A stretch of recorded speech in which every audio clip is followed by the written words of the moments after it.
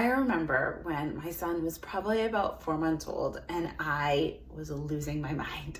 I was so excited to bring home my brand new baby boy. He was so just adorable and squishy and lovable, but those nights were terrible. I could not wait to get a full night of sleep in again, and it really felt like it was never going to happen. And I know that everyone tells you that they'll sleep again and you'll survive, but honestly, I did not believe them at that point. I was waiting until the time that I felt like it was okay to sleep train, but I was also terrified of making any changes because I felt bad. I felt like, what am I'm gonna just leave my baby alone to cry and because I selfishly want to sleep? So if you have had any of those thoughts too, stick around for this video. Hi, my name is Jensine Casey. I am a certified postpartum doula, certified infant toddler sleep consultant, and your sleep BFF, who brings my years of work with children and toddlers and my degrees in early childhood to bring you the sleep science and the real life strategies so that you can get more sleep. So we're going to talk all about sleep training and kind of the false feelings and the false ideas that families have around sleep training so that you can get more sleep, because sleep is essential. It is not something that we can put off. It is not something that is a luxury. So the first thing that parents always are worried about or their kind of myths about sleep training is that the only way to do sleep training is to do cry it out. Somewhere along the line, sleep training and cry it out became the same thing, where they are not.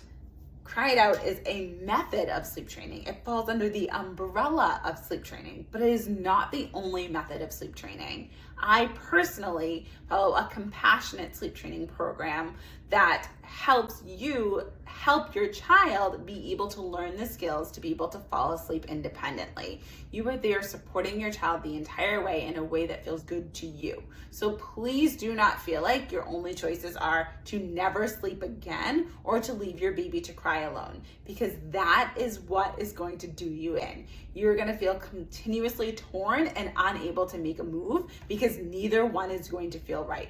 But if you really know, I can get sleep and I can do it in a way that is helpful to my baby and they're going to thrive on that additional sleep as well, it's a win-win for everyone.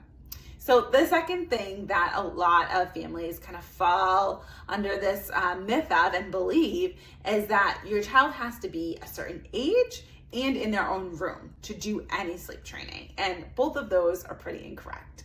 So yes, there are traditional sleep training methods where your child should be at least 4 months old before we dive into any of those methods. Think the Sleep Lady Shuffle method, the Ferber method, those kinds of ones where they're kind of what I call quote unquote traditional sleep training methods. Those you are going to want to wait until 4 months. However, we can work on sleep hygiene from the day your child comes home from the hospital. And that would be helping them correct day-night confusion, helping them learn how to fall asleep on their back. Because if you think about it, a baby in the womb does not fall asleep on their back. So once they're born, that is a skill that they have to learn. So if we teach them that early, it's a lot easier for them to be able to fall asleep independently in a way that's comfortable to them. We work on getting a lot of feeds in during the day so they're needing less feeds overnight. So there's a lot of things that we can do to help set the scene for your child to be their best sleeper possible. Where I say best sleeper possible because every child is going to have a different kind of level of what their best individual sleep is. Everyone has their own personal PR. So we want to bring out what your child's personal best is and be able to foster that and help that independence so that they can continue to sleep well as they get older. So we can start sleep hygiene as soon as they come home from the hospital, but some of those more traditional sleep training methods are going to wait until 4 months. But the hope is if you're doing that initial sleep hygiene when your child is young, you may not ever need to do any of that quote unquote official sleep training. And the other aspect is having your child be in their own room. A lot of families, that's just not an option. So again, I don't ever want anyone to feel like they want to do this, but they can't because of this. There are always things that we can do to work around that. So if you want to continue to room share with your child, but you also want to do some sleep training, that is 100% a possibility. I have worked with so many families that live in studio apartments that do not have any other space for their child to go, or do not want their child to go into another room. Maybe they have the space and they're choosing that they want to follow AAP recommendations and room share for 6 months. That is perfectly fine, and do not feel like you cannot sleep train because your child is in your room. It is 100% possible. So if you already feel like, whoa, there's so many things now that like I was believing and I thought was absolute truth that I just realized are not, give me a like or a comment at the bottom of this video, because I'd love to know what really kind of changed your thinking and made you realize that this is never an all or nothing situation. There are 100% things that we can do in every single situation to help you move towards your ideal sleep situation, whatever that may be for your family. But stick around for my last tip because it's coming right up. So the biggest thing, the big elephant in the room is crying. That a lot of families are terrified to make a move because they associate sleep training with their baby crying for hours and hours on end. And I have to tell you that your baby will cry.